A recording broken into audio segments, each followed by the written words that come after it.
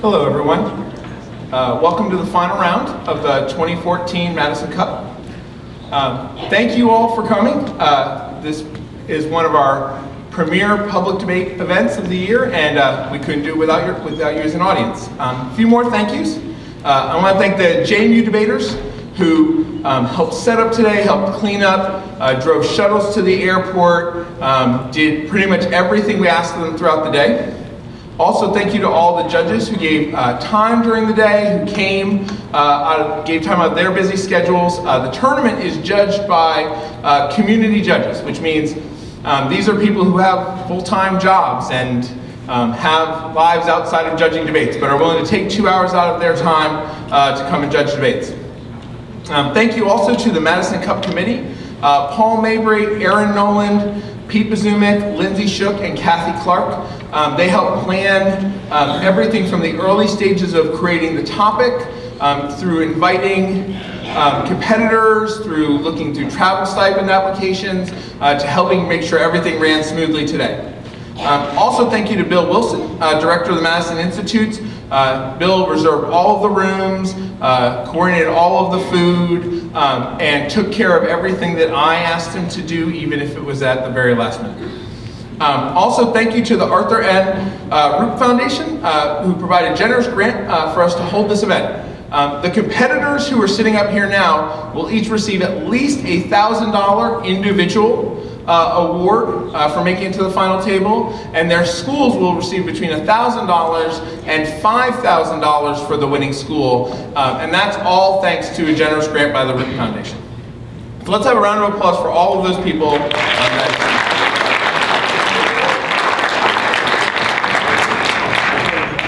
So this event is a long table debate, which means that there are 3 schools representing each side of the debate. So unlike many traditional debates, the judges are not going to be asked to vote for who did the better job between the affirmative or the negative side. They will be asked to rank the teams at the end of the debate, which means awards will be given to the top 3 programs. The other unique portion of this debate is only the first and last speeches by each side are traditional, uninterrupted speeches. The middle 4 speeches on each side, opponents will rise from the other side, and the speaker will decide whether or not to take their question. So that's a unique feature about this debate. I want to recognize our final round judges. So we have 3 final round judges. Shelley James, who's a former JMU debater and is now an attorney with the law office of Shelley James. Dan Mazzella, who's a former JMU debater and an attorney who is filling in for us at the last minute when we lost one of our other final round judges, so thank you, Dan. And Olivia Leonard, the debate program officer for the Arthur N. Root Foundation. A couple other announcements. In your programs, there are ballots for you to vote for an audience prize for who you thought did the best job debating. So at the conclusion of the debate, JMU debaters will come down the aisles and you can pass your ballot to the center. And after the audience question and answer period, we'll announce who you thought did the best job, and they will go home with a nice JMU debate t-shirt. Well, 2 of them, since there's 2 from the team. Also, at the conclusion of the debate, there is an opportunity for audience floor speeches. So you can come down, ask a question, or give a speech, and we'll also have a prize for the person who gives the best floor speech, and that'll be chosen by our moderator and timekeeper. Now I'm going to hand over the rest of the program to Dr. Brian Cayley.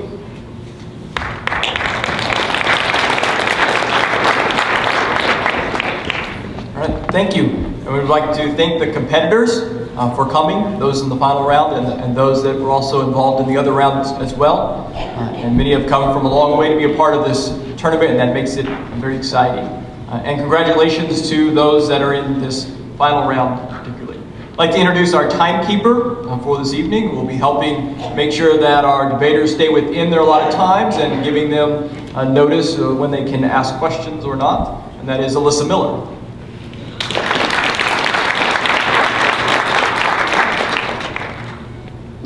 Right. We are gathered to debate the topic, "This House believes that warrantless electronic surveillance by the U.S. government has done more harm than good."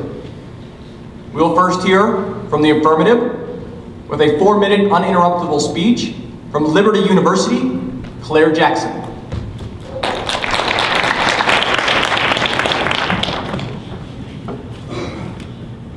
Well, I'd just like to start out by saying thank you to Madison University for hosting this event and allowing all of us to come and participate. We really enjoyed it so far.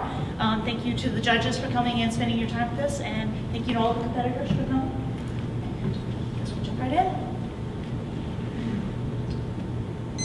American inventor, diplomat, and statesman Benjamin Franklin once said, "They who would give up essential liberty to purchase a little temporary safety deserve neither liberty nor safety." That's why the question of this debate is so incredibly important.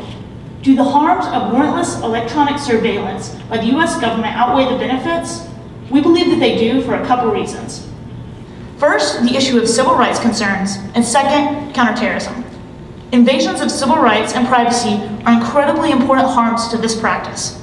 NSA wiretapping violates individuals' rights to free speech, privacy, and freedom from unreasonable search and seizure. Elizabeth Goitein, co-director of the Brennan Center for Justice at NYU School of Law, argues that the existence of liberty is precarious. Governments will always have an incentive to take it. Part of creating and maintaining a society worth fighting for is being insistent on resisting, at every opportunity, attempts to harm civil liberties. This is also not just an issue of the act of wiretapping. Without requiring things like individual court orders, the government is given greater license to use that information for whatever is deemed necessary. Governments have a history of using surveillance to silence political dissidents, harass political leaders, and upset social justice movements. Founding father and namesake of this great university, James Madison, once observed that in the history of the world, when freedom has been won, it would happen because those in power begrudgingly permitted freedom as a condition of staying in power. In addition to concerns about privacy and civil liberties, wiretapping practices do not, as many advocates have suggested, aid in counterterrorism practices. They hurt them. Wiretapping prevents effective counterterrorism strategies for two primary reasons: allied cooperation and blowback. First, warrantless electronic surveillance prevents crucial participation between allied nations on issues of international terrorism. Following the disclosure of several NSA wiretapping programs by former contractor Edward Snowden, leaders of many of our allies on counterterrorism were outraged. When we violate privacy internationally, we lose credibility and the ability to utilize diplomatic ties for effective counterterrorism. One of our most valuable assets is the intel sharing we participate in. But when we gain information illegally, we jeopardize this. Effective counterterrorism also relies upon local government participation in nations like Yemen and Pakistan. If we are betraying the trust of these leaders, we cannot expect to maintain working relationships that allow for cooperation and intel sharing in these important locations. The second reason wiretapping is detrimental is that it causes blowback. CIA defines blowback as the unintended consequences of various covert operations. In the context of counterterrorism, it is the idea that when the United States uses controversial techniques, it increases terrorism. When we are recording communication of civilians internationally, this increases incentives for acts of political violence. Numerous studies support the claim that controversial policies increase recruitment and incentives for terrorism. These policies make prosecuting actual acts of terror extremely difficult. According to the Center for American Progress, evidence obtained under wiretapping programs raise challenges that make prosecution extremely difficult or impossible. It is for these important reasons, invasions of privacy and effective counterterrorism, we are proud to affirm.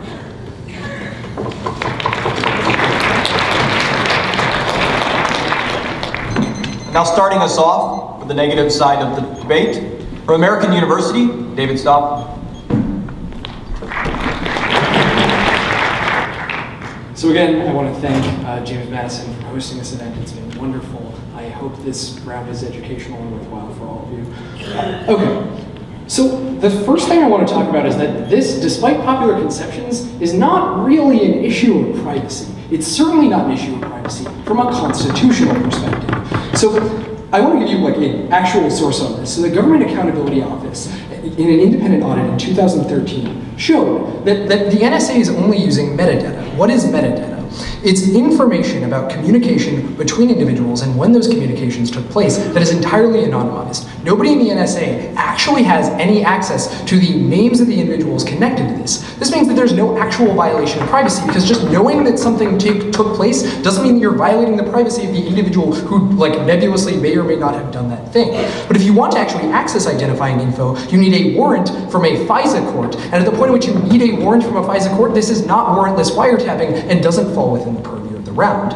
But let's say they, like, you know, we hear the idea that maybe this metadata can't actually be used to identify people.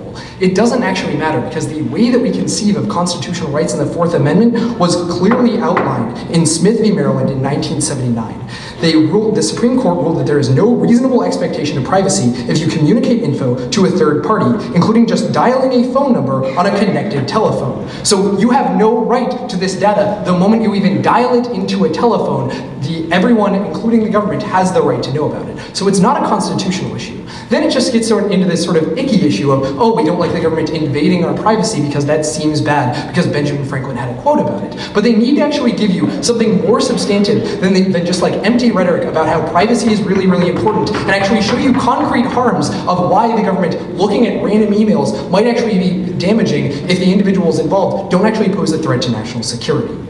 So then what is this round actually about if it's not about privacy? It's about terrorism and national security, which there are actual tangible benefits to using this policy of warrantless wiretapping to do. There are actually clear results in actual NSA data declassified by the House of Representatives in 2013. There were 54 clear plots, many in the US, but many also around the world, that very clearly showed that the NSA, using this warrantless wiretapping and the metadata gathered from it, actually explicitly stopped several acts of terror, both domestically and around the world. What's one example from this report? So the New York Stock Exchange was threatened in a bombing in April of 2009, and we were able to actively preempt it by using the NSA. If the New York Stock Exchange had been bombed, that would have been an incredibly dramatic and negative harm. Clearly it's something worth preventing, and we think that that alone outweighs any random harms about privacy that they might talk about on their side of the house. But also, look, what's another example? This is an example of why their allied cooperation points don't really stand in the round, because allied cooperation isn't stopped. We actually worked with Britain, who also has similar programs, to stop a plot to use chemical weapons against the New York subway system in 2011. So we're very clearly actually maintaining allied cooperation by using these techniques. But this is also just the 54 reports that we've declassified. It's reasonable to assume that there are a significantly larger amount of terrorist plots that we've actually stopped. But why is this uniquely necessary? Why can we not use some other form of intelligence gathering to get the same data? So there's no way to just ask terrorists for their contacts. You can't just get somebody in a room and say, hey, tell me about all of the other terrorists you know. We'll just be friendly to them and sit them down in this room and won't do anything to them after, just like you. No, the reality is when we have these contacts, if we don't use this, and before we had the capacity to do this, the only real way we can access this is through torture. That's really problematic. That's significantly more rights violative than anything they talk about, and it creates more controversy, which, as they say, is really harmful to our international image. But the last thing, the Congressional Research Service in 2011 showed that 9/11 didn't just cause destabilization to the millions of lives lost, but $1 trillion in damage due to long-term economic harms. We destabilize the nation if we don't care about national security. For all of these reasons, very proud of our purpose.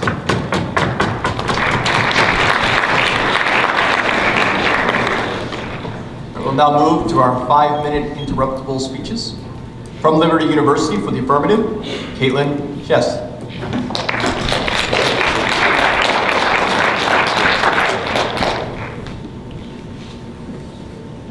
I just want to reiterate what my partner was saying, that we are really thankful to James Madison for holding this tournament. We kind of think of ourselves as neighbors of JMU, and we do a lot of tournaments with them, so we're really happy to get to come and debate with everyone, as well as all of our competitors in the final table today.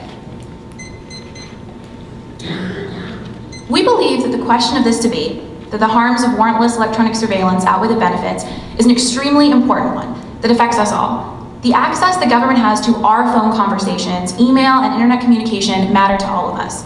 That's why we are proud to affirm for the 2 reasons my partner presented. First, that it's an invasion of privacy, and second, that it hurts counterterrorism techniques.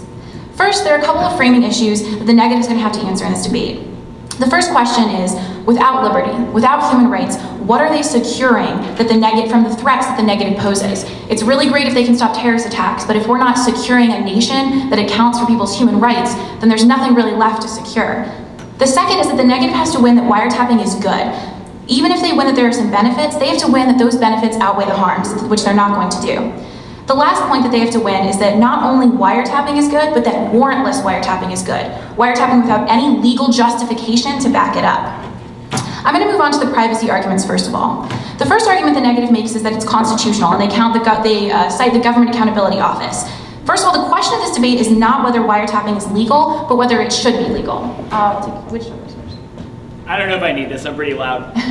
My first question, there's been a lot of discussion of privacy violations. Is there something particular about the United States federal government violating privacy? Or would all of the companies in all of the other countries that habitually violate privacy I'm really glad that you brought that up. For example, a lot of times that, well, I'm not going to type your question right now, but I might later. A lot of people that have brought up in these past debates is that people like Google or Facebook or lots of internet providers actually have access to this data. Sure, that's great, but you know what? You entered a contract with those companies. You didn't enter a contract with the NSA that they could actually go and listen to those emails or phone conversations as well. I'm going to move on to more of these privacy arguments. They make the claim that there's a distinction between metadata and other forms of data. There is no reason why this information is metadata, who was called, where it was from, and how long, is not a violation of privacy any more than the specifics of what that conversation was about. Any form of that data is still a violation of privacy, yes. You answered? Yeah, I'm sorry, he was sure. So,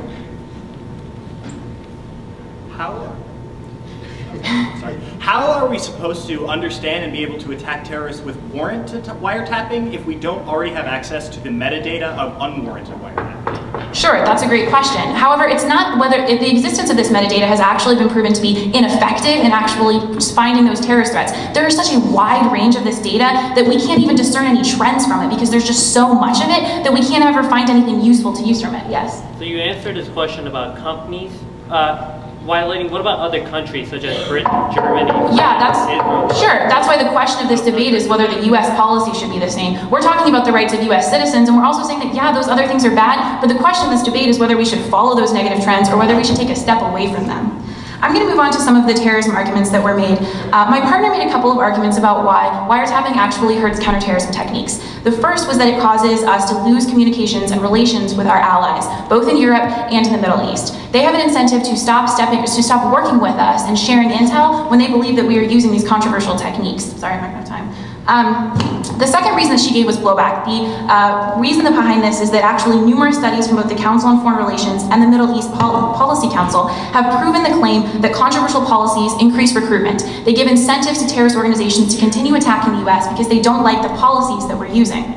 The negative has made the claim that allied cooperation is irrelevant because other nations are still cooperating with us and that that's just fine. However, it's not a question of whether or not they technically on the books are still cooperating with us. It's a question of whether the intel that they're providing and sharing with us is actually working towards us and whether they're providing all of the intel that's necessary. They may be holding back, yes. So you claim that we provide an incentive for terrorists to continue attacking us. Would you like this crowd to believe that if we use a warrant, we'd experience less terrorist attacks from Al-Qaeda, for example, because they're so happy that privacy is Many of these studies make the claim that increasing accountability and transparency of our policies is what's necessary. It's when we don't have warrants that other countries have reason to be suspicious of us because we're not using legal justifications for these methods.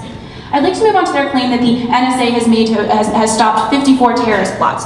When they were pressed on that claim by senators in a hearing, officials could only point to one case of a 2009 subway bomb threat, and even in that case, PRISM and the NSA were not the primary reason for prevention of that threat. They found that there were other justifications, and they could have gotten a warrant. That's why the question of whether or not a warrant will actually be used is incredibly important.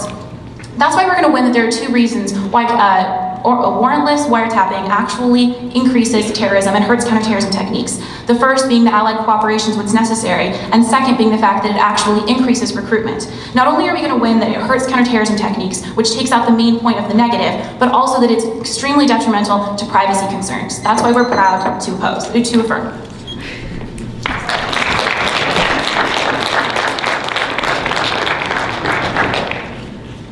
And next, with a negative, from American University, Kurt Gerard.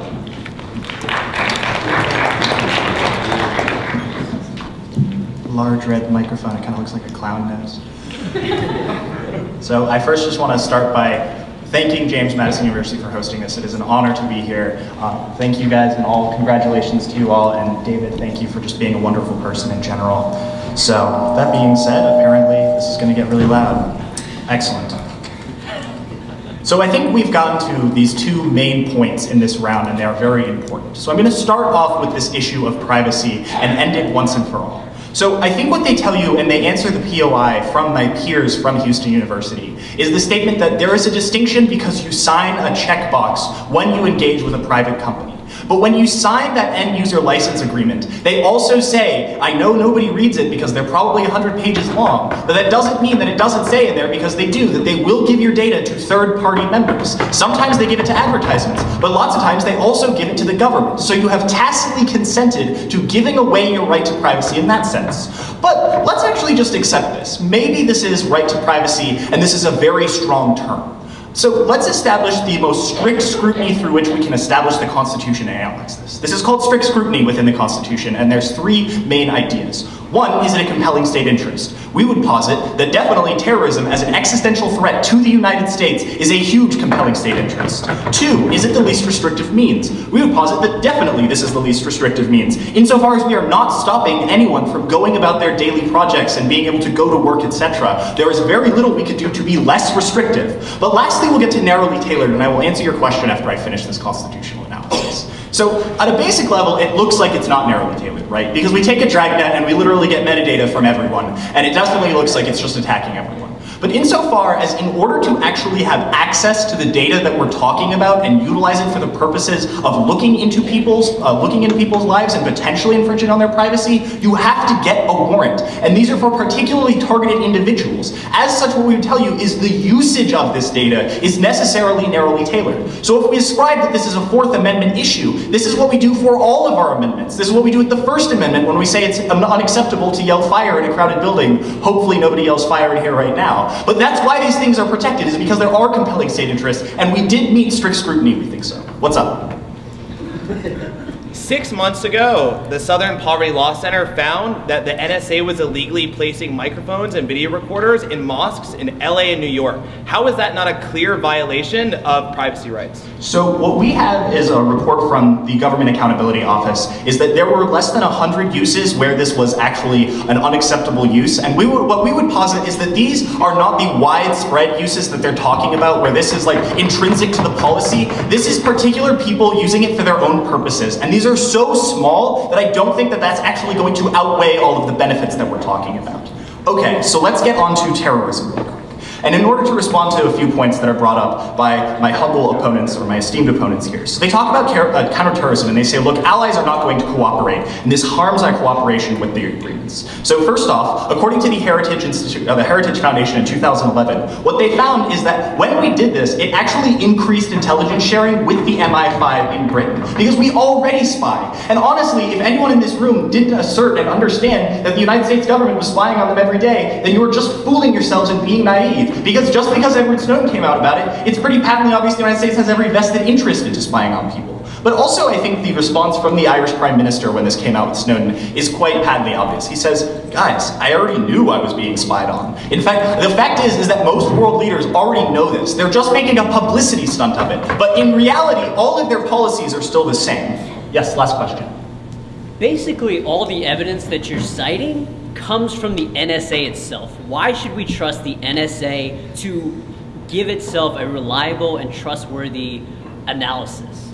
So I'm pretty sure the Heritage Foundation is not the NSA.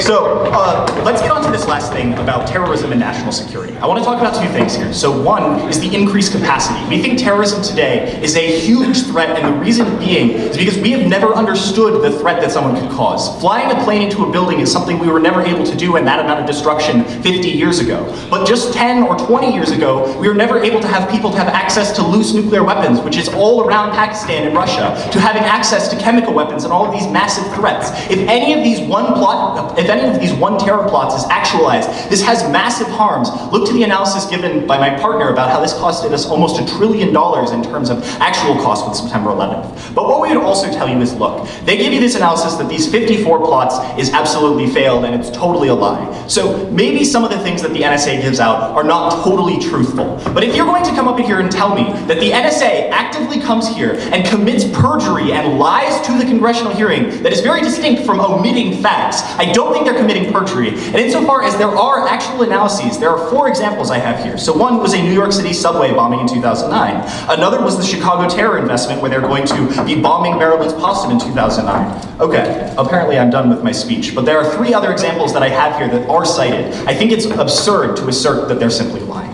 Proud to oppose.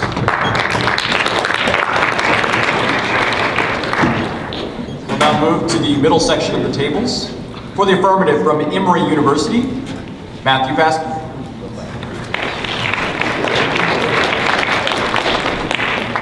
So I want to thank James Madison University for hosting this event. You know, I've debated for 8 years, and this is actually my last debate and my last speech, and I couldn't think of a better way to end my time in the activity than in this room right now. I also want to thank my partner Lisa, who's absolutely phenomenal, as well as our debate coach Ed, who's awesome, but you both know that, so I'm not going to dwell on it at all. And finally, I want to thank both Melissa Wade, who's the director of Emory's Barclay Forum, sort of our fearless leader, as well as Dean Nair, who provides mentorship and support and resources to the Barclay Forum. Without your guidance, we wouldn't be able to do what we do. And with that, I want to begin. They fundamentally misdiagnosed the resolution. The resolution asks for an empirical assessment. In other words, has, not will, warrantless wiretapping do more harm than good. And on that count, warrantless wiretapping has not done more good than harm. They have and will not meet this standard. Their evidence is speculative, hypothetical, and unverifiable at best. Their evidence is based in empirical reality. The difference between these two could not be more pronounced. Ours is based as empirics, theirs is based in hypothetical scenarios.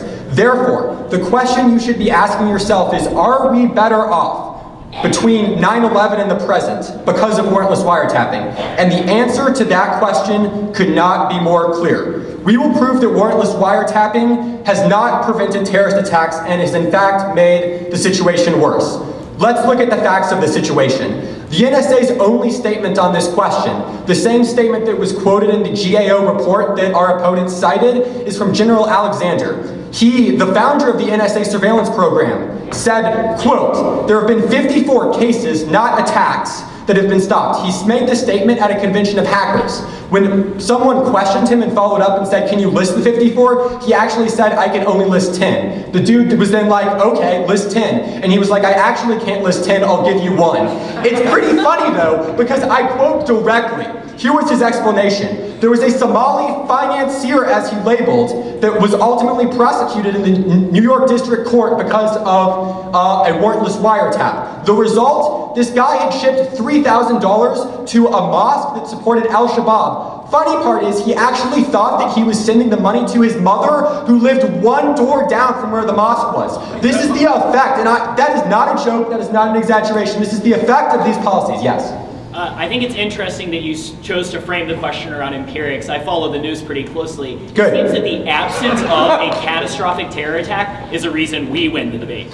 I don't think that's true. There could be many explanations for why there haven't been terrorist attacks. You have no causal argument for why that's wiretapping. Rather, you've just proved a correlation. The cardinal rule of social science for anyone who is in any social scientific discipline is that it's all about causation, not about correlation. To continue.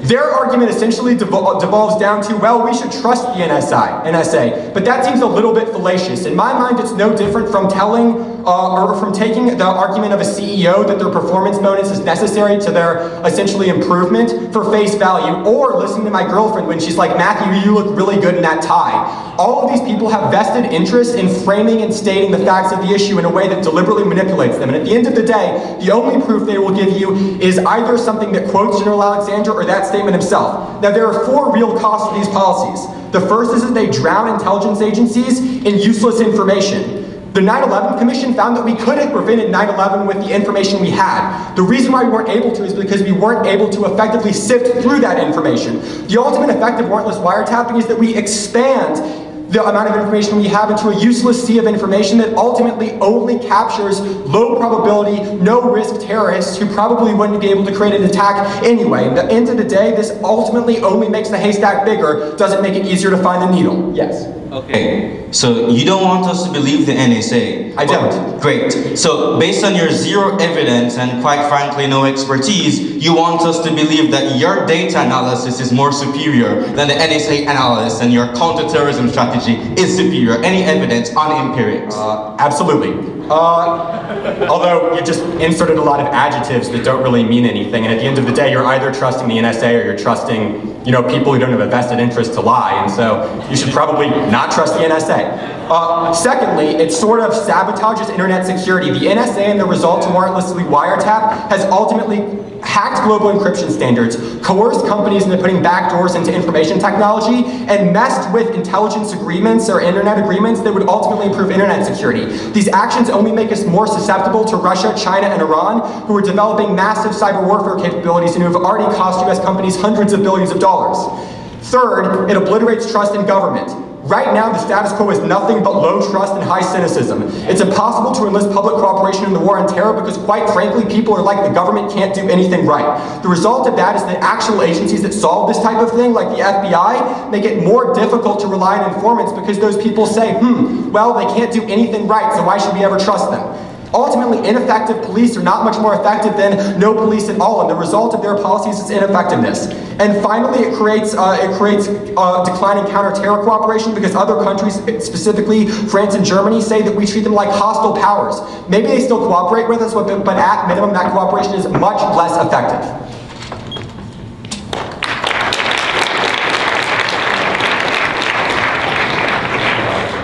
Now for the negative from Morehouse College, Emmanuel Waddell.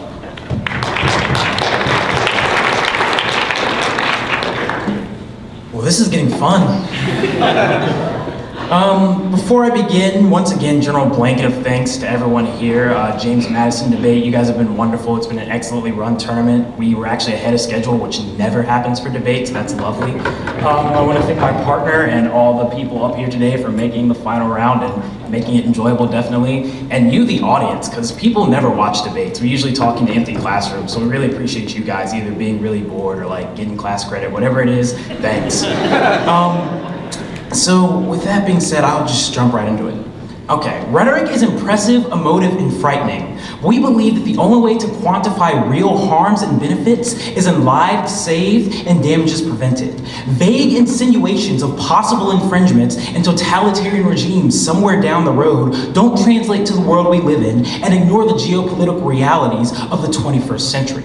So what I'm going to give you today is a characterization of these terrorist networks and why the government is principally and practically enabled to take this sort of action. Before I do that, some quick rebuttal. So we have Emory tells us that we need to deal in facts, and I think Houston has a really good POI when they say, like, if we're talking about facts, the lack of a terrorist attack since 9/11 is a pretty clear example that this has been beneficial. There's been good things that happen, and there hasn't been the sort of detriments, not right now, I'm sorry, there hasn't been the sort of detriments that we've seen. I think if we're talking about empirics, the empirical evidence is that we don't see an erosion of civil liberties in the United States of America. We don't see Germany and France not cooperating with us and shutting them out of their counter intel because they have a vested interest in making sure that our counterterrorism program works. It's just not going to happen. So all the things that they talk about, I want you to ask yourselves if they've actually happened. And if they haven't, when we demonstrate that they're necessary programs, then you're going to look to side net. I'll take Emory.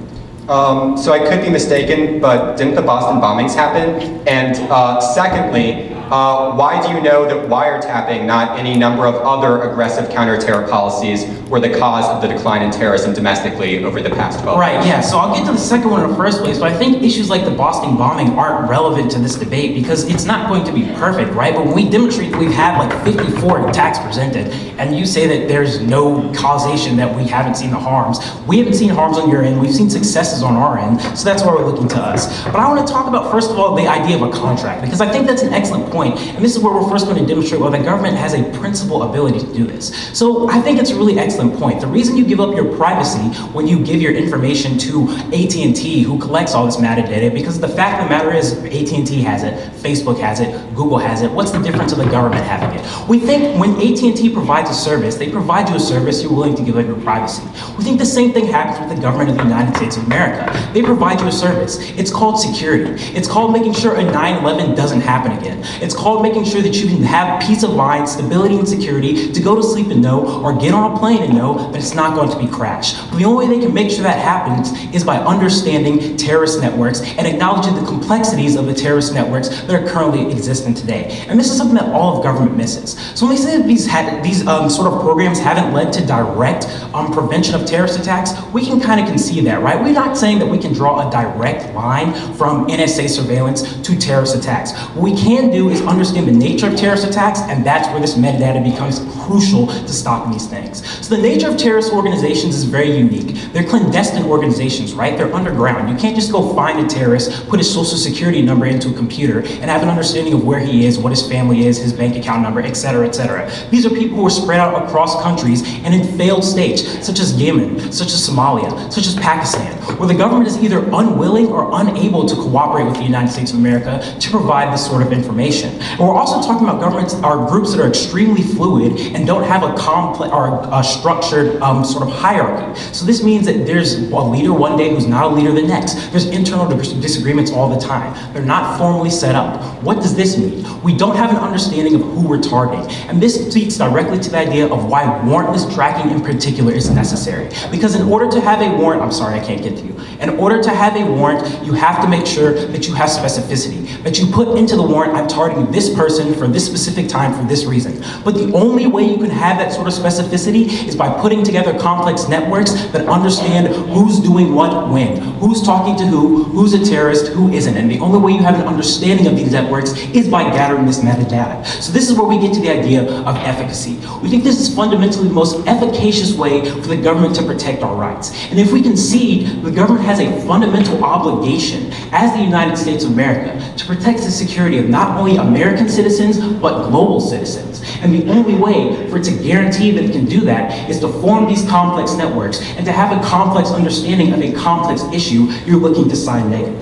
So what have we given you today? We've given you the idea that the government has a principal obligation to do this, right? And that's no different than Facebook or Google, and in fact, even more beneficial. I'd much prefer a government agent who's thoroughly background checked and vetted looking at my information to some random employee at Google, especially when I know the government agent is doing it for my own benefit and for my best interest. And we haven't seen any harms. We understand the complex nature of terrorist networks requires a complex and shifting response. You have no choice. This is not harmful. Look to side negative.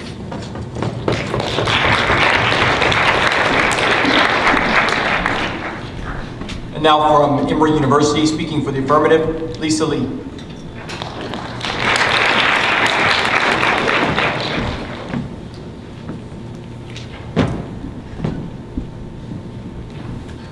Okay, before getting started, I'd also like to echo the thank yous that my other debaters here, especially my partner, have said. Also, just like to thank my partner, our coach Ed, who's very, very well dressed, if any of you guys are sitting next to him, as well as the JMU debate team, including Aaron, who drove us like 3 hours total from back and forth from the airport last night. That was awesome. The judges that are taking their time out today, and also you, the audience.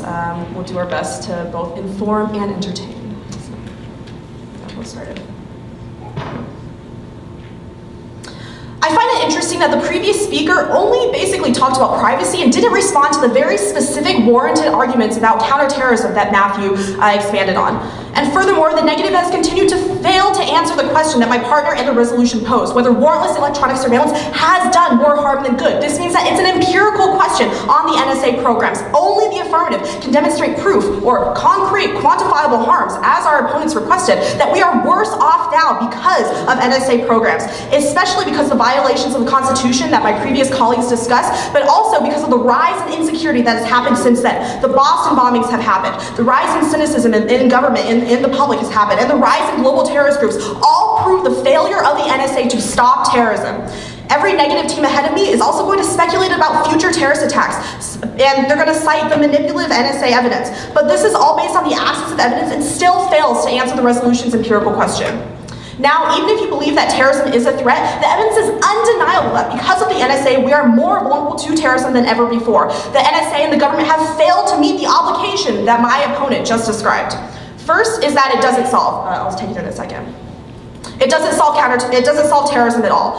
The negative's argument about security is that the ends of security justify the means of violating privacy. But from a purely practical perspective, the means should hopefully lead to the ends, and they simply don't. 0 terrorist attacks have been prevented by NSA programs. The numbers that Matthew described are absolutely true, and they're from independent government reports. There's no unique advantage to having these programs.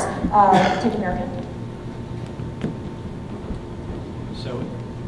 So in 2009, the NSA, or at least somebody in the FBI, was able to stop a terror plot in Kansas City. How are you able to connect an arbitrary person in Kansas City to someone in Al-Shabaab if you're not using metadata? I would actually ask how you connect that random example to the NSA, PRISM, and spying programs. Just because the FBI stops that, that's their job. There's no unique link between the NSA, there's PRISM, mass surveillance programs, and preventing those types of attacks. I'm going to continue on. Secondly, they also drown our intelligence agencies in useless information. The extra metadata that they gather actually blurs our current understanding of terrorist attacks. It also wastes time and resources on the real terrorist threats that we are aware of. This makes us less secure. Thirdly, the NSA has purposely destroyed a global internet security infrastructure that keeps us safe on the web. They've hacked encryption standards that protect passwords and personal information of all of us. They've hacked everyday online services. They've hacked virtually the entire internet, opening us up to rogue states like Iran, Russia, China, that are currently trying to hack into our private corporations, the government, to get your information. It also opens us up to random hackers who are going to exploit the flaws that the NSA itself put in there. This makes us less secure. Yes.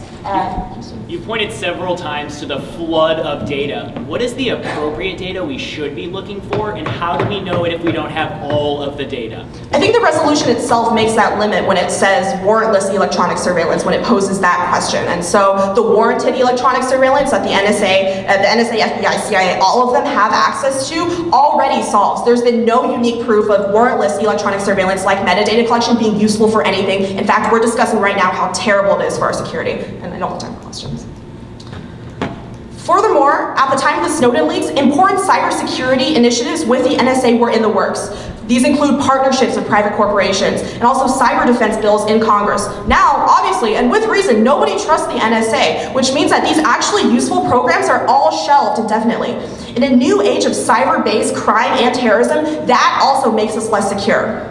Finally, as my colleagues have also discussed, the EU and the rest of the world, they don't trust us either. When we lose trust, it diminishes the effectiveness of cooperation on global issues like terrorism. The impact is worse than my colleagues from Liberty University even described immediately, because it forces us to act ineffectively, unilaterally, and even militarily, just the US alone. That means that we send drones to Pakistan, that we have random military obligations, and of course we foster resentment over our spying on random citizens and other countries. This causes the radicalization of discontents and terrorists around the world, which directly leads to terrorist attacks. And that also makes us fundamentally insecure. And that is all because of warrantless electronic surveillance. You have no choice but to vote affirmative.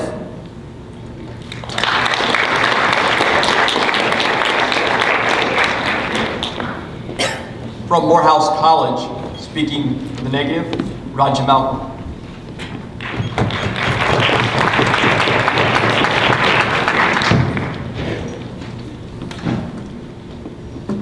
Before I begin, warm blanket of thanks. We're eternally thankful. I'm sure you want to hear about terrorism and stuff, so I'm going to get into it now.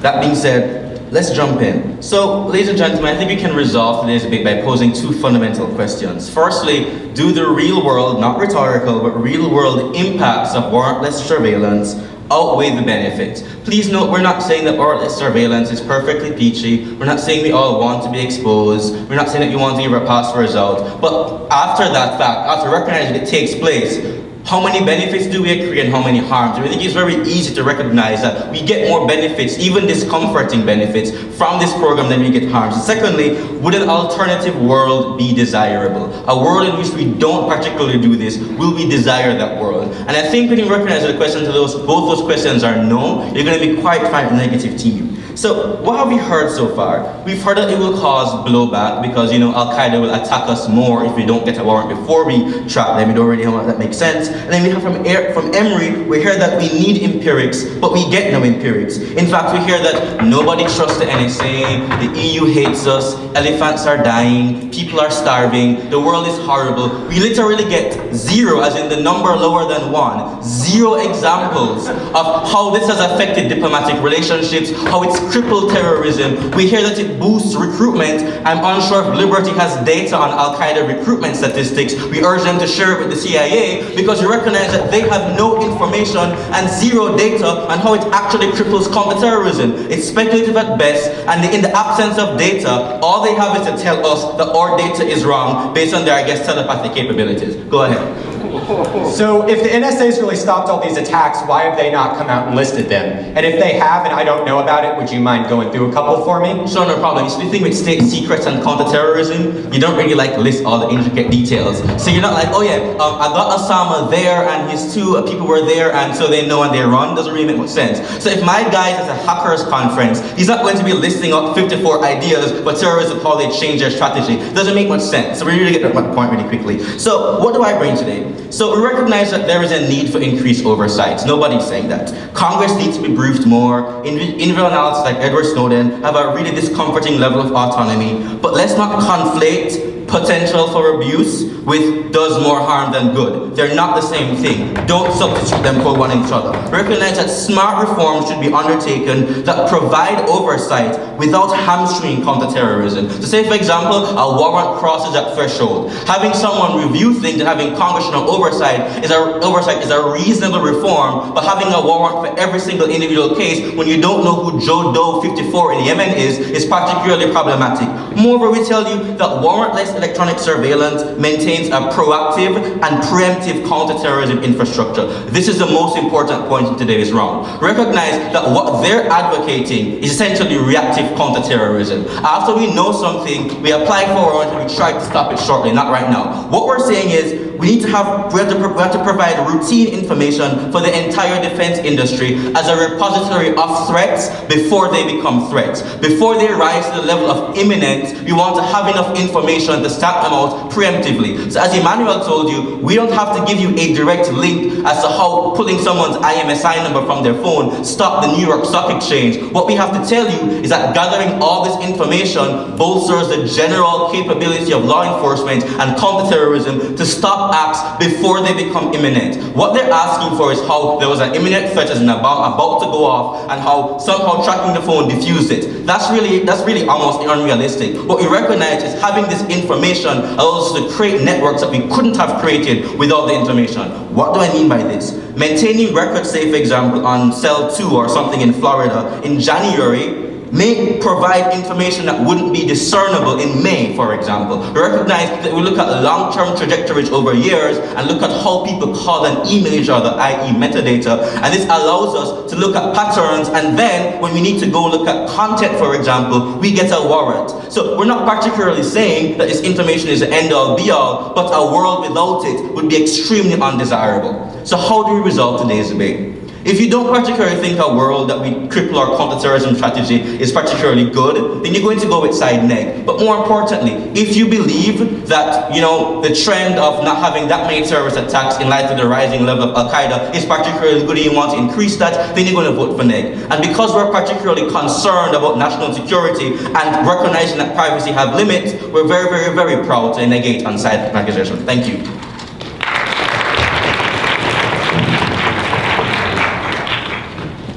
We're now going to move to our final pairing teams. For the affirmative, from the University of Florida, Raj Varghese.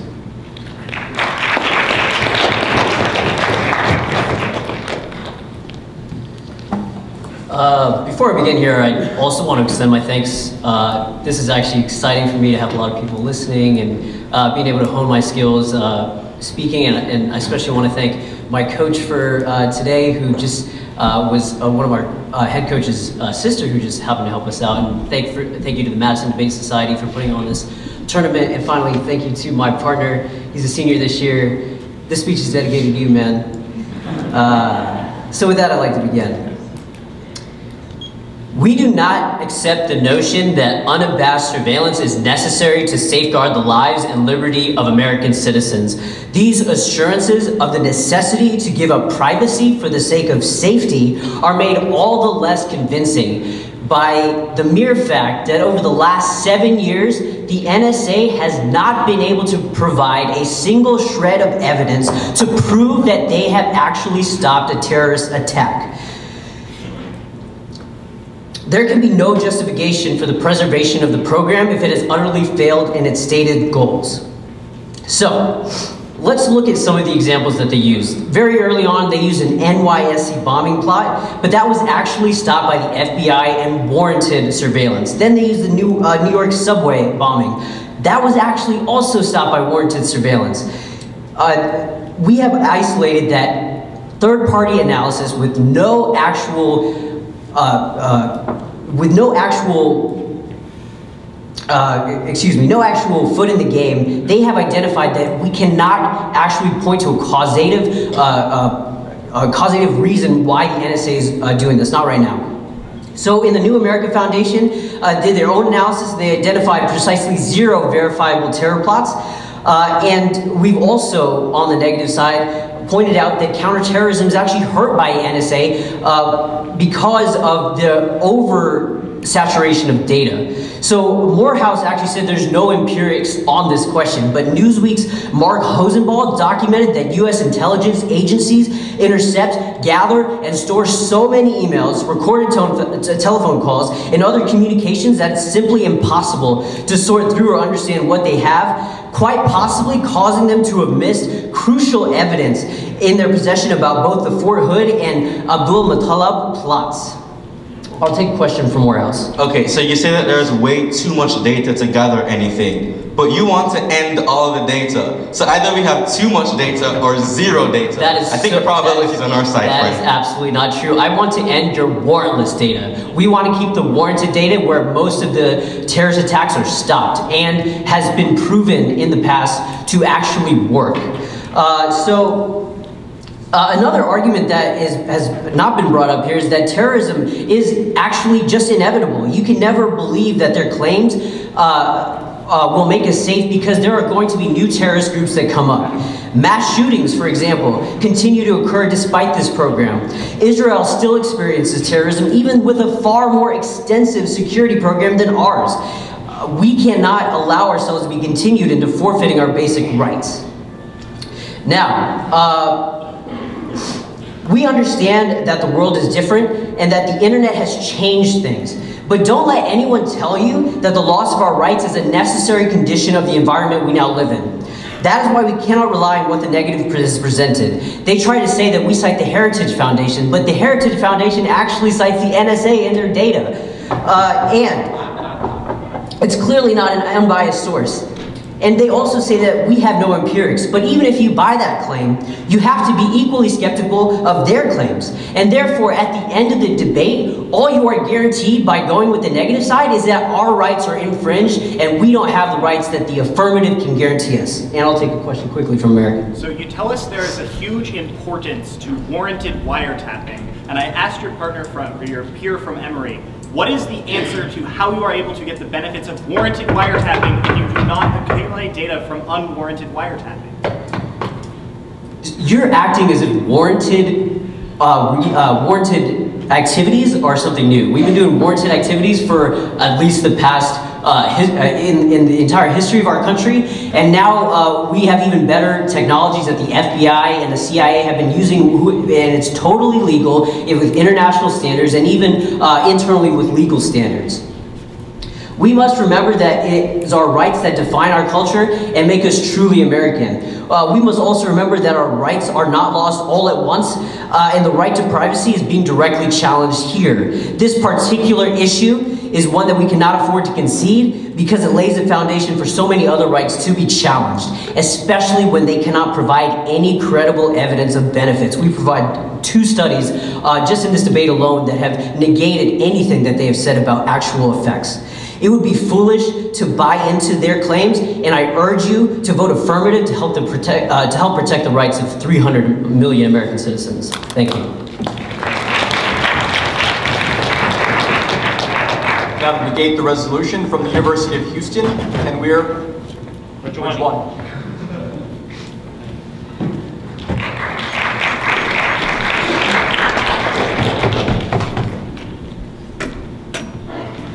Hello. I know y'all have been thanked plenty, but bear me out. I'd like to thank JMU for having such a beautiful campus. I'd like to thank JMU debate team for hosting such a wonderful event on this beautiful campus. I'd like to thank my opponents and my colleagues. It's truly been a pleasure debating with y'all. The judges who've taken their time out of this beautiful day to be here. The audience, it truly is very refreshing to have an audience in a debate round. And I'd like to thank the University of Houston and my partner Eric, who, for him, this is his last debate round, so I'm very happy I get to be here with him right now. So without further ado, let me begin. There are a few key framing issues in this round. First is terrorism, the effectiveness of terrorism. Terrorism is sort of, different the way you calculate or the way you should think about it. First, the methods that we use have to reflect this different. Michael Chertoff, a former Secretary of Homeland Security, wrote this year that this enemy is different. They disguise themselves as civilians and exploit our very own transportation infrastructure, communication networks against us. Terrorists come in under the cover of deception. They can only be detected by the use, analysis, and sharing of intelligence that allows us to separate those who are a threat from those who are innocent. This answers their warranted electronic surveillance arguments, because you cannot get a warrant for someone you do not know is a terrorist. That's why you need warrantless, totalizing electronic surveillance. The B subpoint is the frame. The affirmatives claim all need to be evaluated through the frame of an ongoing war on terror. The war isn't over. The fact that we're winning this fight doesn't mean that we should let up now. Second is privacy. I'm a Pakistani Muslim male, and let me tell you, life in America is pretty great right now. You know why? Because I'm not doing anything wrong. I don't think I'm doing anything wrong, so I don't think my rights are being violated. If you are, then maybe the NSA should stop you. But united we stand, and united we should get spied on, because frankly, if you allow the affirmative alternatives to come into play, then only the Pakistanis, then only the Yemenis, then only the minority groups who are stereotypically considered to be terrorists will be spied upon, rather than a total united spy. I'll answer it in a bit. Now third, they have continually conceded the claim, and I really wish they would have allowed my partner to ask his question, that other countries are spying on us. Other countries, Israel, Britain, Germany, France, these are all countries that are collecting metadata. Why should the United States why should only the United States stop doing this now? What kind of privacy benefits do you gain if other countries are still listening to your phone calls, are still looking at your emails? Not only that, other companies, AOL, Gmail, Google, Yahoo, Facebook, all of these other companies are looking into your messages, into your emails, into your data. Emery? I know I sound like a broken record, but remind me again. Why do we trust the NSA when the NSA says, trust us, we're awesome? Because they're awesome. Yeah. Now, we all have a reasonable expectation of privacy that, the Constitution provides us. The difference here between their totalizing claims of, our privacy is going to be violated. No, we have a Constitution that prevents totalizing violations of privacy. You still have privacy in this room. The fact that we are all here to debate and not under a constant threat of a terrorist attack, it's probably a reason why the NSA is good. I'll get to that in a second. Lots of violations now, I've already said that. Now the only true argument that is being made by the affirmative on the terrorism argument is that we cannot cite any examples. Frankly, I believe that's a negative argument. We should be thankful that there haven't been terrorist attacks, that we haven't had to cite these examples. Also, what about the 54 claims that the government is making? These are all empirical examples that have been stopped. The New York Stock Exchange, these are all claims. Their argument that those are warranted claims or warranted surveillance, they only happened because we allowed warrantless surveillance to happen in the first place that allowed them to then find a target and get a warrant against them. Now, this is we haven't had another 9/11 because of the NSA electronic surveillance that we have established. Not having examples of catastrophic events is a good thing because it means that the program is working. I, for one, am very thankful for having the privilege of debating here, not under the threat of this attack. But since the NSA is working hard to intercept, disrupt, deter, and eliminate the threat, because unlike the affirmative hypothetical threat of privacy intrusions, Al-Qaeda is a real threat. 9/11 proves that, never forget. Now, a good analogy that my partner came up with was, I don't have time for questions, that suppose there is a house with a light on down the street, with their lights on with ADT security signs. This doesn't mean that there aren't thieves in the neighborhood, that there aren't robbers in the neighborhood. It just means that their measures of security are working, that what they are doing is working. Likewise, what the NSA is doing is working. We haven't had another 9/11. The Boston Marathon bombings, their alternatives won't solve that because that would have happened anyways. Even if we didn't have electronic surveillance, it would have probably made it more likely or more, even a more devastating attack, such as an attack on the New York subway, the New York Stock Exchange, Portland. Now, let me end with a quote from James Madison. Of all the enemies of public liberty, war is perhaps the most to be dreaded because it compromises and develops the germ of every other.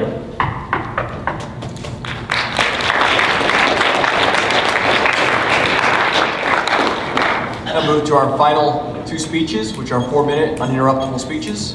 Wrapping up with the affirmative from the University of Florida, Simon Percival.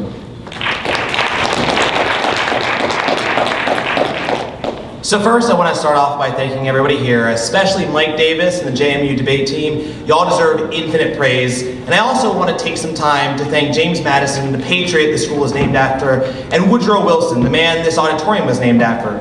These men put democracy before tyranny, and it is their legacy that makes this debate possible. I'll begin. You know, I've never been more nervous or afraid than I am right now, and it's not stage fright. I'm just startled by the fact that the negative team can stand before you and defend that which is morally indefensible. Today's debate boils down to two things: privacy and terrorism.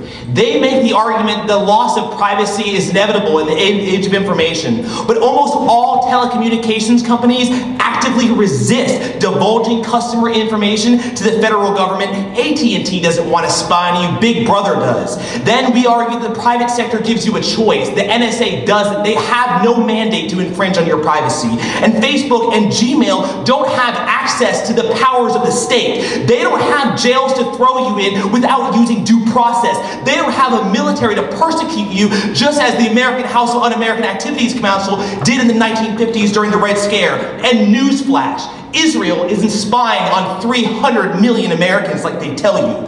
They tell you the NSA creates a safer environment for visible minorities, but they have no answer to our claim that the Southern Poverty Law Center has found warrantless video recorders in mosques from New York to LA that has uniquely created a climate of fear for American Muslims and their places of worship. Protecting human life is important, but how much are we willing to sacrifice in the name of security? Video cameras in everyone's homes might help us reduce terrorism too. Their logic is infinitely regressive. You have to ask yourself a question: how do states become like the Soviet Union, or Nazi Germany, or Chile under Pinochet, or even North Korea? What has to happen? How does democracy erode? These are the questions the negative team hasn't been able to work their way around. There is just no ignoring the fact that the United States government under Obama has built the infrastructure for what could be the world's most restrictive and impenetrable police state. That exposure to risk is the most significant harm that you weigh against the benefits of warrantless surveillance in today's debate. We don't know what exactly it is this administration is doing because they won't reveal anything to you that's even remotely significant. But what we do know is that they have the capability to track you, even when your phone is off. Almost everything that you say, they can hear. Almost everywhere you go, they know. And this House believes that that power is too great, too damning for any one individual or any one institution to possess. They have a proven track record of abusing this as they persecuted Occupy Wall Street activists and anti-war protesters using the information that they've gathered. And when they repeat in that wooden and perfunctory way that these programs have prevented terrorism, they're telling you a bold-faced lie. Multiple third-party analyses, including a recent study by the New America Foundation, have proven that the NSA has fabricated examples and instead foil plots using FBI warrants are the real reason we've been able to reduce the threat of terrorism and the status quo. They say there's no way to gather intelligence without this program. Here's a quick example. What about the informants that we placed inside of Al-Qaeda and used to track down Osama bin Laden? You won't buy this false dichotomy. It's not no intelligence or infinite intelligence. There is a fair balance. That balance that we use for every single year prior to the date prison was formed in 2008. I leave this debate with the question, who are you going to vote for? A team that, as the James Madison would support, that fights for the preservation of fundamental human liberties? Or a team that invokes sensationalist media accounts of an unknown enemy to bait us into ceding the most basic elements of human dignity, the very thing that makes being an American valuable, the very thing that makes life worth living?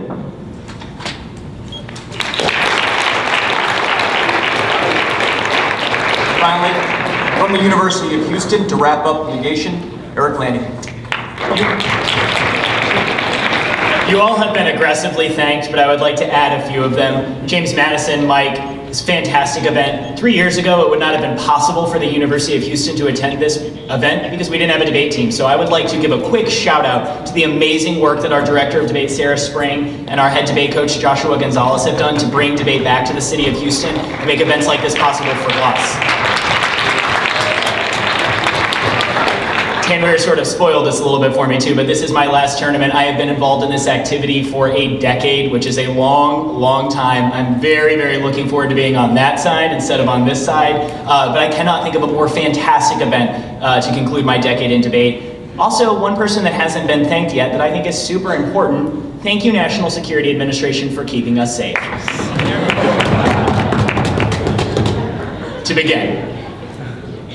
Our founding fathers described the American dream as life, liberty, and the pursuit of happiness. The sequence of that declaration is not an accident or a coincidence. The safety and security of our country and our citizens is foundational to every concern that has been brought up in this debate. Do we want to wage an effective war on terror? Do we want to have a privacy rights? All of those necessarily presume that we are here, that we are alive. This might seem reductionist, but the threat of catastrophic terrorism, to which they have done a poor job of minimizing that threat, is real. Al-Qaeda's goal is to existentially destroy our country. The terms could not be more stark.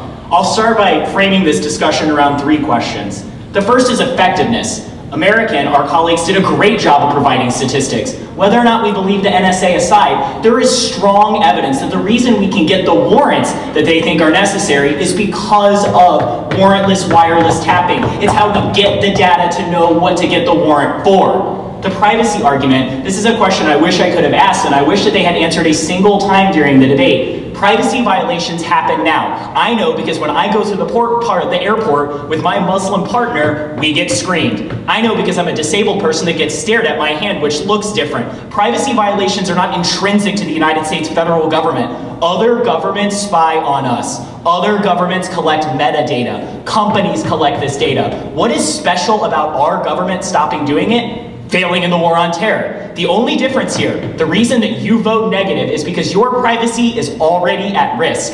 I think that the debaters from Morehouse did a good job of explaining that this is not really about privacy. If you want to live a completely private life, unplug your computer, get rid of your phone and move to the desert. We live in the future. The internet is a global commons to which you have no reasonable expectation of privacy. It is not as if the NSA is listening to the content of your phone calls or reading the content of your emails. That is a gross mischaracterization of the last speech to which you need a warrant.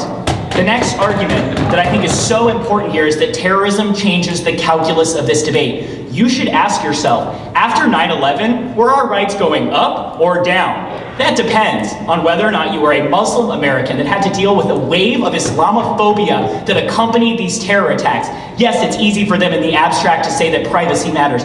Ask yourself what the day after a catastrophic terror attack would look like for Americans. Would we have privacy? Would the government be respecting our autonomy? Absolutely not. If we win the central thesis of all of the negative arguments that this data is important for preventing catastrophic terror attacks, which is why, by the way, there are no examples, you're doing a good job, NSA, then we will win the debate, because the threat to privacy is a successful terrorist attack on the United States. The day after would be substantially worse than the status quo. Even if you think that there are privacy violations happening now, they're not intrinsic to the federal government. Other countries, private companies, even citizens in our country all participate in this, and the aftermath of a terror attack would be substantially worse. To address a couple of brief concerns, the argument about the Southern Poverty Law Center. It's very interesting that you would cite a statistic instead of acknowledging the only Muslim, the only person in this room with dual citizenship in Pakistan and America when he relates his experience. That's our evidence for that. The final argument is about allies and blowback. This does not make sense.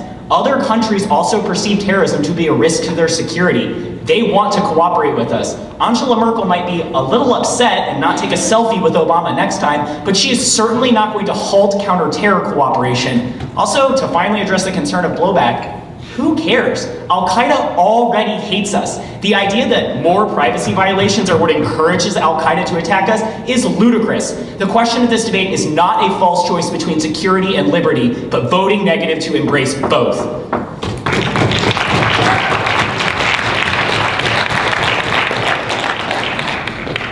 Let's give another round of applause and thank all of the competitors for giving us an engaging and vigorous debate.